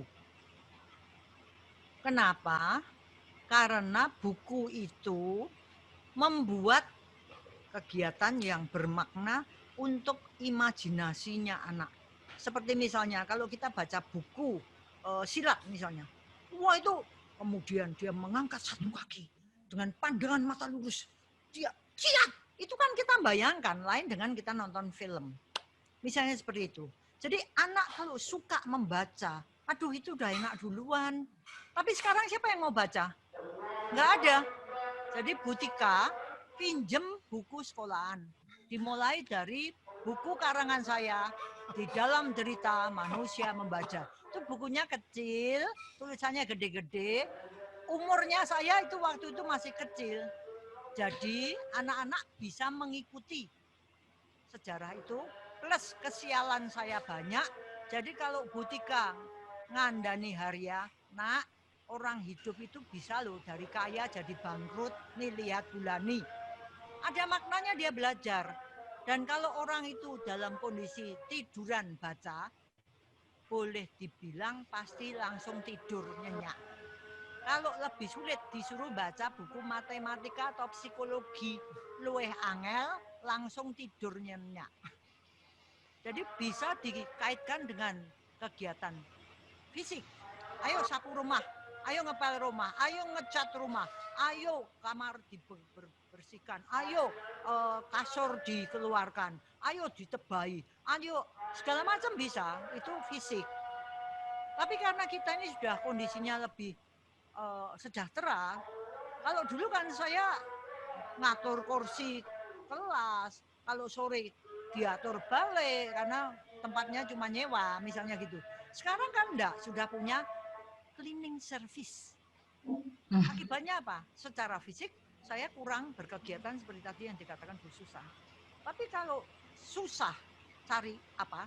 Nomor satu, sita handphone. Enggak usah marah-marah, langsung aja.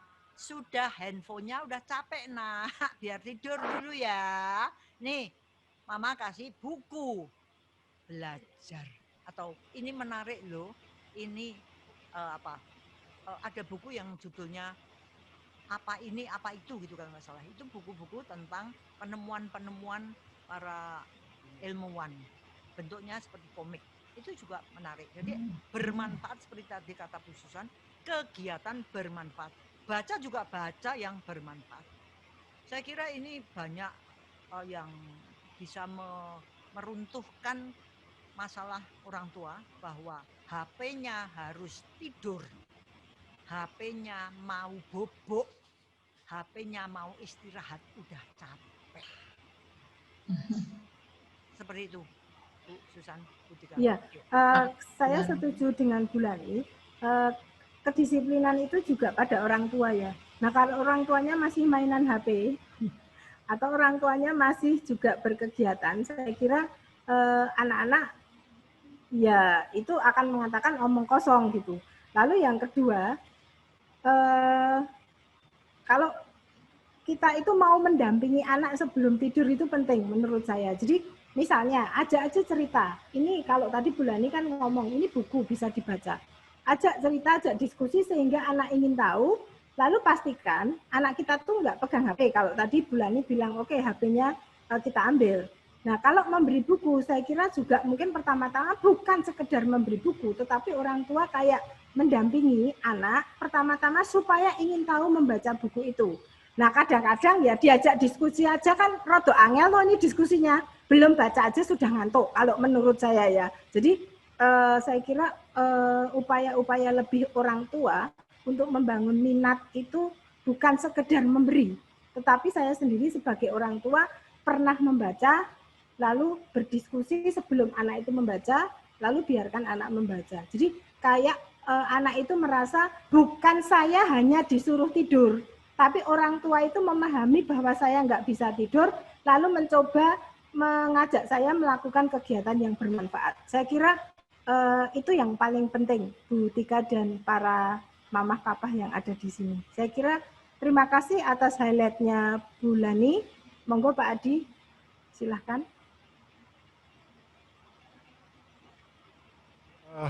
Baik, kita sudah sampai di penghujung acara.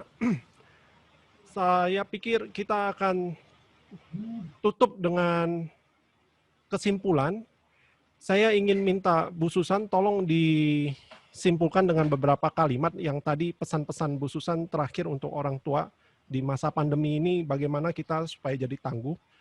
Kalau dari saya pikir tadi 2 poin tadi, saya ingin Ibu yang mengkonklud atau menyimpulkan supaya jadi pesan terakhir untuk orang tua bisa diingat untuk menghadapi hari-hari di masa depan ini selama kita menghadapi pandemi yang belum tahu kapan usainya. Monggo Bu. Ya, terima kasih Bapak Ibu, orang tua dan juga guru dan juga Sekolah Putra Bangsa yang telah memberi kesempatan saya berbagi pengalaman. Beberapa hal yang bisa saya garis bawahi. Yang pertama, ingat bahwa pandemi itu mengingatkan kita kembali ke yang esensial. Yang pertama adalah kita ini manusia itu juga merupakan alat. Jadi seperti yang dikatakan Bu Lani tadi, jangan kalah sama HP gitu ya.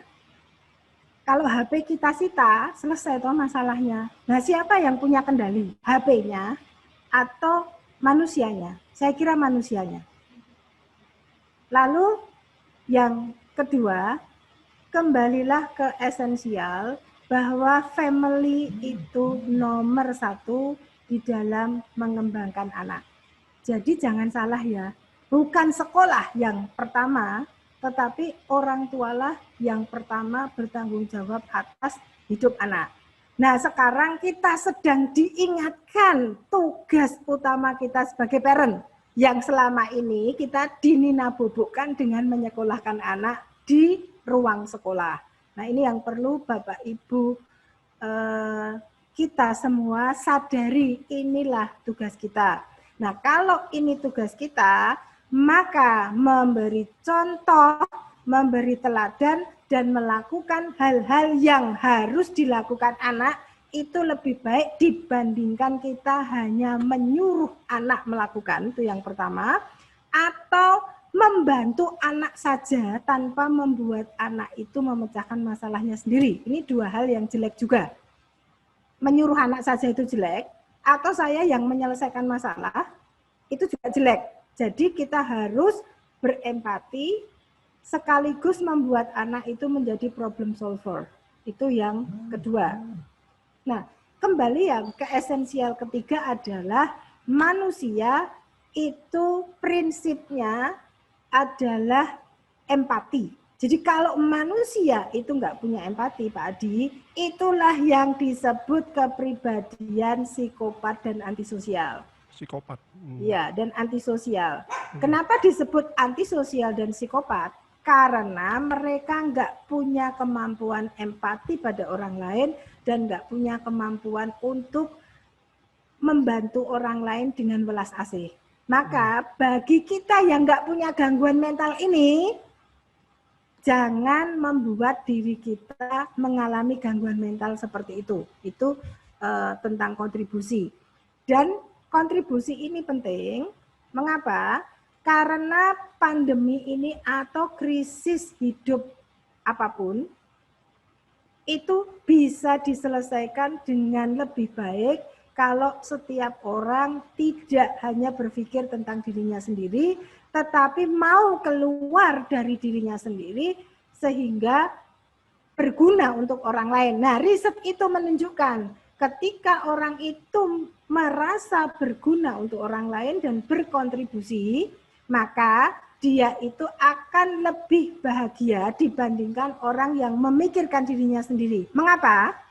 Karena orang yang berkontribusi itu bisa lupa kesulitan diri karena dia ingin menolong orang lain. Itu kuncinya. Jadi contoh nih Pak Adi, kalau misalnya saya nggak punya duit, tapi saya tahu tetangga saya lebih nggak punya duit, lalu saya memberikan bantuan, itu tuh saya jadi lupa bahwa saya nggak punya duit loh Pak. Karena saya memberikan sesuatu untuk orang lain. Jadi menolong orang lain itu sekaligus membuat kita bisa lupa bahwa kita itu punya masalah. Nah, ini yang paling penting. Nah, kalau saya meminjam istilah guru saya itu Bulani, ya guru saya ini kan Bulani. Jadi sebetulnya nih ada profesor yang mengobservasi saya di sebelahnya Pak Adi ya. Nah, kalau saya meminjam istilahnya Bulani itu, kalau kita melakukan sesuatu yang baik untuk orang lain, lama-lama keegoisan diri itu hilang sendiri. Ini yang selalu saya ingat. Kalau kita ingin tidak egois, maka lakukanlah sesuatu untuk orang lain dengan welas asih. Nah, kalau kita welas asih pada orang lain, kita itu jadi lupa atau masalah hidup kita itu hilang sendiri kok gitu loh. Jadi dengan berkontribusi pada orang lain, kita menjadi tidak punya masalah untuk diri sendiri. Nah, ini di psikologi juga ada ilmunya Pak, tapi Bulani sungguh sangat bagus menjelaskan ini. Kalau mau menghilangkan kepelitan, gitu kan, lakukan dengan menjadi orang dermawan. Kalau ingin menghilangkan masalah hidup yang berkutat pada dirimu sendiri, lakukan kontribusi pada orang lain dengan compassion. Nah, saya kira itu Pak Adi, apa yang bisa saya simpulkan hari ini. Terima kasih. Makasih Bu Susan, baik sekali ya.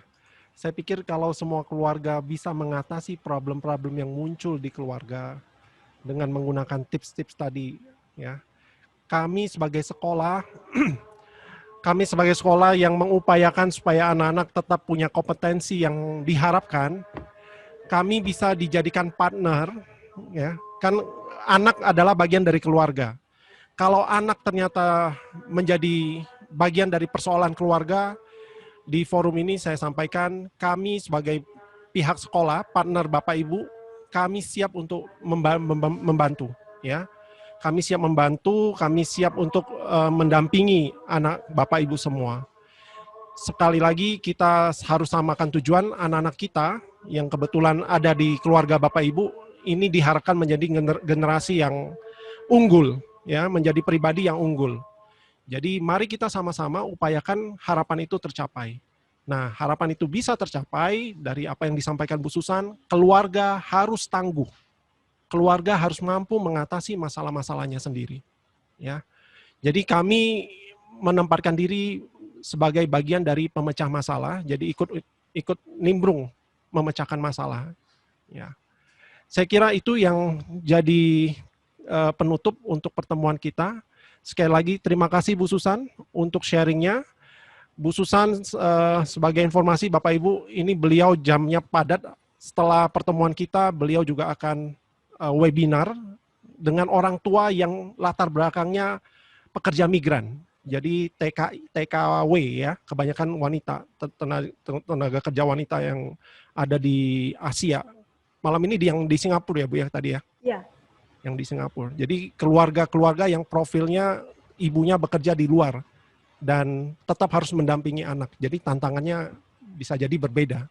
Tapi justru menarik, saya akan tunggu sharingnya Bu Susan berikutnya. Terima kasih untuk Bapak Ibu yang sudah hadir. Mohon maaf tidak ada banyak pertanyaan yang bisa saya kumpulkan, yang saya berikan kesempatan ke orang tua, tapi saya pikir apa yang disampaikan Bu Susan merupakan akar ya, merupakan dasar buat kita semua memecahkan masalah di keluarga agar kita menjadi keluarga yang tangguh. Sehingga proses belajar pendampingan anak kita bisa optimal. Terima kasih untuk kehadirannya. Sekali lagi, semoga ini bermanfaat dan kita akan ketemu lagi di acara-acara sejenis ini di waktu yang akan datang. Sampai jumpa, selamat beristirahat, dan terima kasih. Terima kasih Bu Susan. Terima kasih semuanya.